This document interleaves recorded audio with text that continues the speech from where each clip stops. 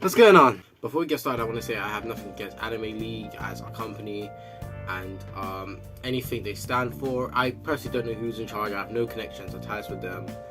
I just, I've been to AnimeCon twice now. I've been to their convention twice. And my first experience was being my first. It was great. So I felt like it was a bit underwhelming, just personally for me, okay? Maybe to help, I'm someone from a mixed background and I'm someone who likes I love anime. You can't see behind me redoing my room and stuff like that, but I'm constantly surrounded by anime. My wallpaper is anime. I have anime shirts and merchandising, and I play anime games and just love anime as a medium. I am multicultural, I'm made up of different races and things like that. And I don't just enjoy mainstream anime, and I enjoy a lot of underground animes. So I have a good mixed opinion on pretty much anything anime. Same thing with gaming, I have this YouTube channel, Generic Gamer. I am a generic gamer. I like all things gaming and I pretty much play everything in the gaming community. And I'm very versatile at most games. Fighting games, shooting games, strategy games. Those are all games that I indulge in. Now we got some of the background out of the way, so then you know who you're listening to. The last anime convention I went to in Bristol, the pamphlet, this pamphlet and the map and the events were all available. Everything in this pamphlet was available online days, possibly a week or two before the actual event. Then when I went onto not only the website but the app, I had to install the app, I couldn't find any of the schedule, not at all. And I was only going to the Saturday one, which is today where I'm recording this. I was only going to the Saturday one. I wanted to know what was going on Sunday, maybe I could buy a ticket or anything like that. But I couldn't find any information, so I was unsure of what to expect when I got there around about 12 o'clock, 1 o'clock, thinking that, I missed one of my favorite events, because mostly every other con I've seen by Anime League, they've had a Dragon Ball FighterZ tournament, and it wasn't there. It wasn't there. I understand it's not supposed to be catered to me, but that's something that personally let me down, and this is just about my experience with AnimeCon, and it personally let me down, the fact that it wasn't there. You can still play it around. I was playing it with my friend and we was having a fun time. We really was. However, I could play that at home. That's my issue. I could play that at home, and I have an Xbox, I have a PS4, I have it on PC. I could play this game at home. I didn't, pay a ticket. I didn't even pay a ticket. I won the tickets to go to this one for Dragon Ball FighterZ tournament, and that meant quite a bit to me. So the fact that wasn't there was a bit disappointing.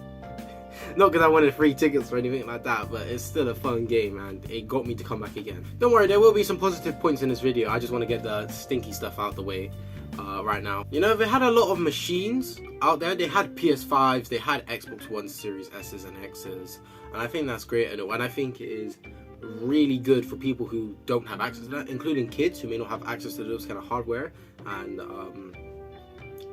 the stuff to play them, and all the retro consoles. I think that's great to show little kids with.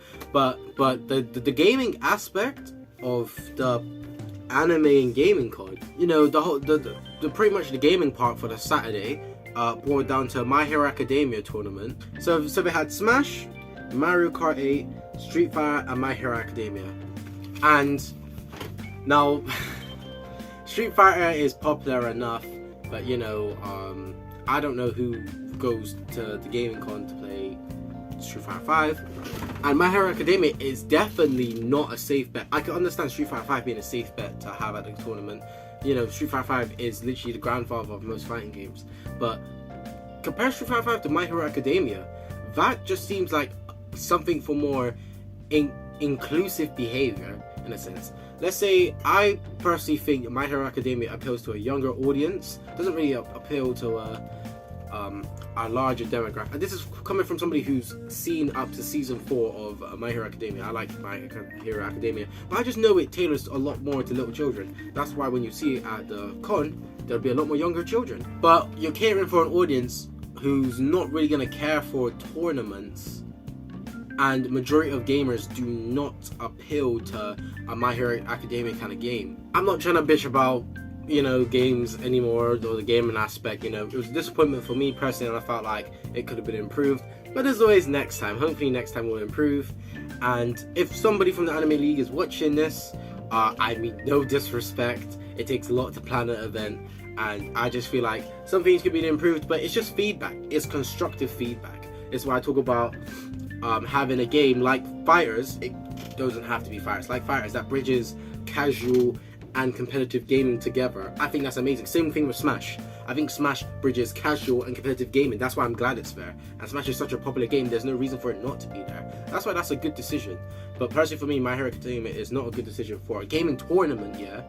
Including something that's supposed to be an anime and gaming con. And this is pretty much the only gaming part of the con, in a sense. I don't want to say Call of Duty. There's sometimes there's under 12s there, so don't put Call of Duty. But I'm pretty sure Halo, it might be a 16, but I'm pretty sure there's a 12 rated Halo. Like, I think Halo would be amazing. Obviously, you might have to age restrict it, but, you know, you have enough space. I don't know if you don't have enough staff, personally, I don't know. But you have enough space. I would just like to see something different than just fighting, like, you know, hands-to-hands combat. You know, that's one improvement I think they can make on the gaming part. Otherwise, there is no decent gaming con part of it, and that's just for me. Another reason why I thought it was underwhelming is because we had a repeat of a main host kind of thing, Minion. I think she's cool, okay? Not because she's Japanese and I have a thing with, you know, come on. No, it's literally a case of we had her last time in the other anime con, same year as well. It wasn't like it was last year, same year. And just having a repeat is kind of just been there, done that. And you know, if you like a cat person or is a huge fan of Minion, you're probably going to be happy to see her again. Personally, for me, I like her, but I ain't a diehard fan who just wanted to see her again. You know, I could look up a YouTube video or go to one of her other awesome events that she holds. I recommend you go follow her on Twitter, Instagram, any other socials she has.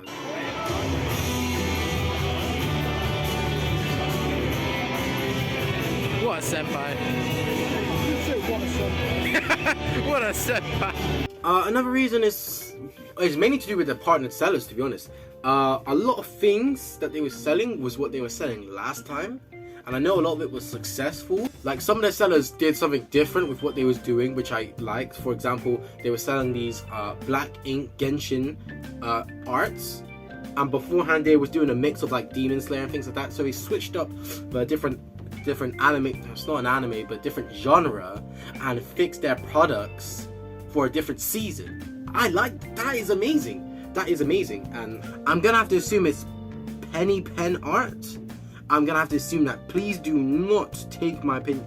Please do not take that as a fact. I think it's penny pen art. Sounds similar to it, but that was amazing. Props to you. I really like that. I'll show a picture or video if I have one of their art, so then you know what I'm talking about. That was cool.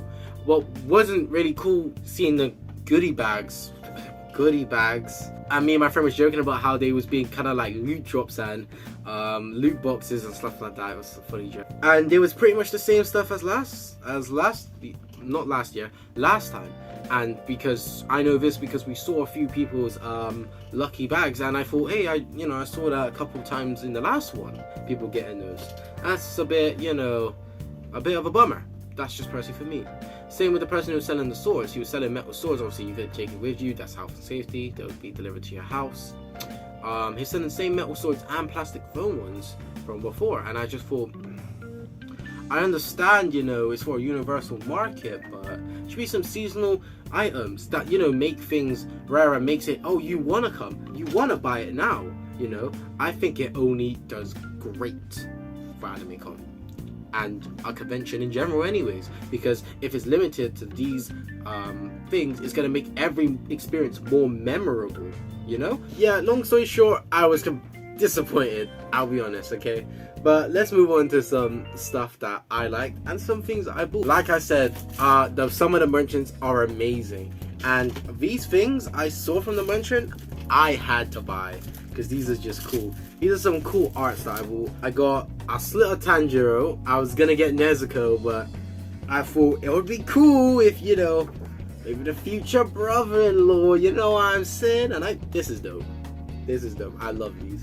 I got A4, and this got to be my favorite. Mako, McCoy, whatever her name is from Kill la Kill. The girl with the funny woman. Funny woman. That's what we're calling her. Funny woman. Funny woman is amazing. I love that picture. And if you want any of these, yeah, I got a card. Here's the card. Rose Mitcho, and it's that on Instagram. I will link her stuff in the description. I'm actually gonna hit her up and ask if I could just shout her out, stuff like that. But that is amazing. Thank you. These are beautiful. I'm gonna see if she has more, and if I ever pay for any of her things, I'll let you guys know. He had the jankiest art. When I tell you it was jank, it was so jank that it was great, and I had to buy it. Look at this. Look at this Sonic. Look at it. Look at it. Oh my god, look how janky that Sonic is. And oh no, look. What did they do to you, Saitama? Oh, this is janky. This is janky. Now, the thing is with this seller, and you can tell this seller is a bit less legitimate in a couple of ways, is that you see how on the back of Rose Mitcho's, look, it's blank. It's blank. And it's got her stamp of approval, yeah, showing that this is her artwork, which I really like. It's authentic. I love it. With this seller, it's not really like, you can't tell if it's this seller's, and there's no way to recommend a piece, and it's got snapfish all on the back. So, you know, I'm not saying this. He could have been a guy who ripped this off of the internet. I highly doubt it, because he was very confident and could say a lot about the work. But I like this authenticity, and it also gets me to refer Rose's work. I can refer her work to any other person and get her more business, which she deserves as a solo creator. It's amazing. I really appreciate this. The only other thing I bought, because I was gonna buy a whole lot of things and I went, wait, I just remember them being cool people. This Tanjiro shirt, and I bought this to go with my Jordans. I read them. I'm not backing up the J's. You guys don't need to see how I'm rolling. I'm not backing up the J's, okay? But I think that's a really cool t-shirt. And like I said, the merchandise there is not the issue. You know, there could be improvements, but that ain't my biggest issue with Anime Con. You know, when I went to the con, I was thinking, alright, cool, I'm gonna buy some cool anime stuff, I'm gonna support some small businesses, and I'm gonna be around people who I'm gonna enjoy talking with.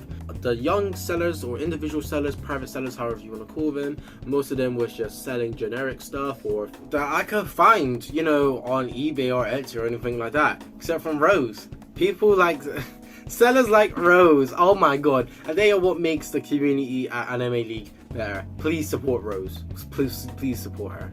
Side story, I got recognized as well.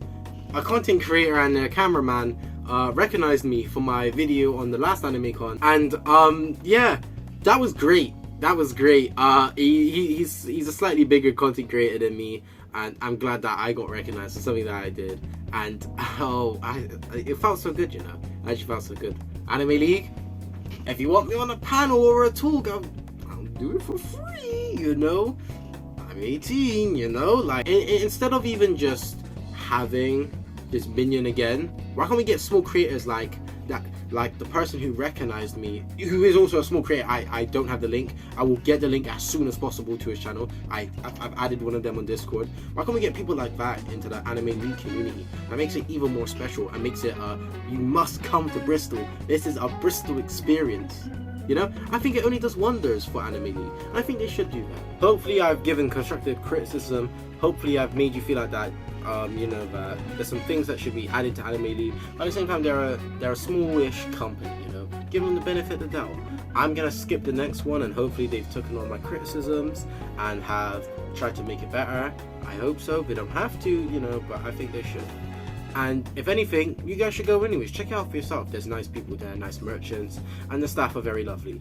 I think you should try it out. This is not slander against Anime League, but I wanted to give my feedback because I think it's pretty valuable.